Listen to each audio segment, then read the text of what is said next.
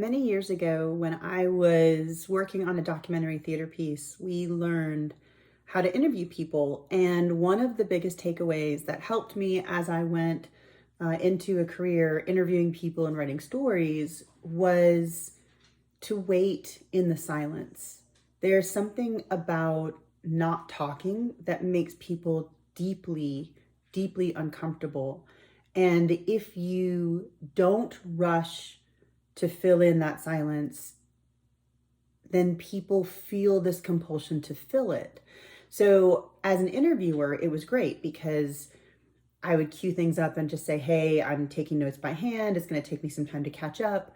Um, and then if I was silent, sometimes they would repeat what they had just said, but it would be a much better quote. Sometimes they would actually fill in a lot of gaps that were really, really interesting. And so I learned that as a writer, silence was a great tool to extract information from people because they were so uncomfortable being silent. When you're in social situations, the same thing happens.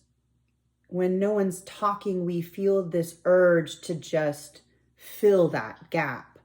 However, sometimes there are no words and there doesn't need to be any kind of conversation. And so situations like when people are grieving or when there's something really serious happening, resist the urge to try to fill that silence, resist the urge to try to offer solutions, resist the urge to show them how well you empathize with them, because in those moments, that awkward silence and that compulsion to speak, even though it's coming from a really great place, may end up creating more awkwardness or having you express things in ways that may not be helpful.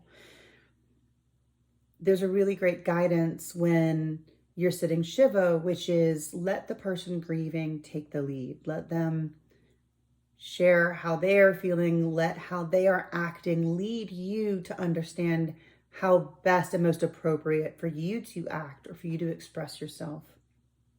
And so my challenge for you is to not fear the silence. Don't worry about the uncomfortable feeling that you have. Don't give in to that urge to fill it, but just wait and listen until you understand what the best way forward, the most helpful way forward is.